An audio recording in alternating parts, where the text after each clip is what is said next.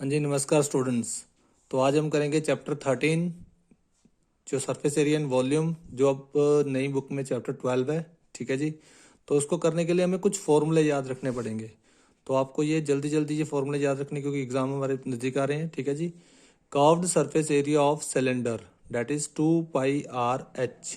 Are radius, h is height of cylinder. Total surface area of cylinder that is 2πr bracket में r plus h। Curved आएगा जो ये सारा portion. ठीक है जी। तो इसमें अगर हम दोनों सर्कल का एरिया ऐड कर देंगे तो हमारे पास ये फॉर्मूला बन जाएगा। ठीक है जी। उसके बाद आता है वॉल्यूम ऑफ सिलेंडर। वॉल्यूम मतलब इसमें कितना मटेरियल आ जाएगा सिलेंडर के अंदर, तो वो आ जाएगा πr²h। इस फॉर्मूले से हमारा इसकी वैल्यू निकल जाएगी। उसके बाद है curve surface area of cone, πrl। Total surface area of cone, πr bracket में r plus l।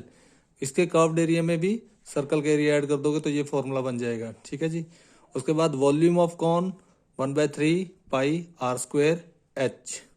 Slant height of cone that is l square root of r² plus h²। Done है जी। और जितने भी ये हमारे एरिया हैं ये स्क्वायर यूनिट में मेजर किए जाएंगे। ठीक है जी। और जो वॉल्यूम है वो क्यूबिक यूनिट में, like centimetre square, metre square, तो ये एरिया में यूज किया जाएगा। और जब वॉल्यूम आएगा तो वहां सेंटीमीटर क्यूब, मीटर क्यूब, ऐसे। ठीक है जी। इसके बाद जो हमारे पास नेक्स्ट है क्यूब एंड क्यूबॉइड। तो क्यूब में हम कर्व सरफेस एरिया की जगह लेटरल सरफेस एरिया यूज करते हैं। लेटरल क्यों? क्योंकि इसमें वर्टेक्स आ जाते हैं, कॉर्नर्स आ जाते हैं। तो lateral surface area of cube that is 4 × a²। ए यहाँ पे साइड का स्क्वायर, इसकी साइड की मेजर है हमारे पास a। ठीक है जी, स्क्वायर यूनिट। ऐसे total surface area of cube 6a²। Volume of cube a³ मतलब साइड क्यूब, यहाँ पे क्यूबिक यूनिट यूज किया जाएगा।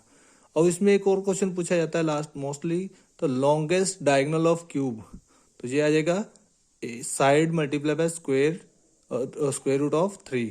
ठीक है जी। ऐसे ही हमारे पास क्यूबॉइड में lateral surface area of cuboid 2 bracket में l plus b bracket close h। Total surface area of cuboid 2 bracket में LB plus BH plus HL। तो LB मतलब L मल्टीप्लाई बाय B, ये आपने अंडरस्टैंड कर लेना है। ठीक है जी। वॉल्यूम ऑफ क्यूबॉइड क्या होता है? Length multiply by breadth multiply by height. ठीक है जी। Longest diagonal of cuboid square root of L² plus B² plus H²।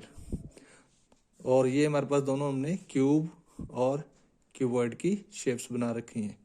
ठीक है जी। बाद हम करेंगे स्फेयर और हेमिस्फेयर।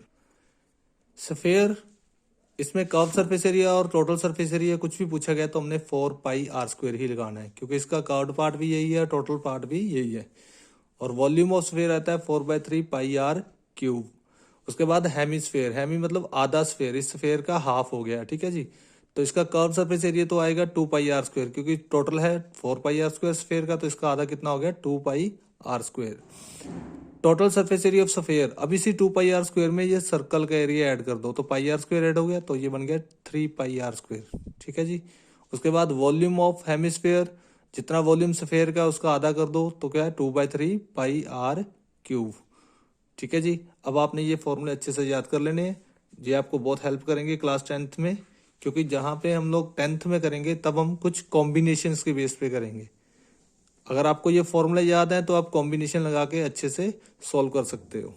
लाइक मैं आपको एक चीज़, जैसे मान लीजिए मैंने हेमिस्फेयर बनाया, हेमिस्फेयर के ऊपर मैंने सिलेंडर बना दिया। अब उसने इसका क्या मान लिया, टोटल सरफेस एरिया निकालना है, और ये ऊपर से होलो है, ये दोनों होलो हैं, तो इसका मैं कर्व सरफेस एरिया लगाऊंगा, इसका भी कर्व सरफेस एरिया लगाऊंगा, और इन दोनों को मैं क्या कर दूंगा, ऐड कर दूंगा। जब ये दोनों को ऐड करके जो मेरा रिजल्ट निकलेगा वो मेरा इसका टोटल सरफेस एरिया बन जाएगा। होलो कॉम्बिनेशन या होलो सॉलिड का, जो कुछ भी बोल सकते हैं। ठीक है जी।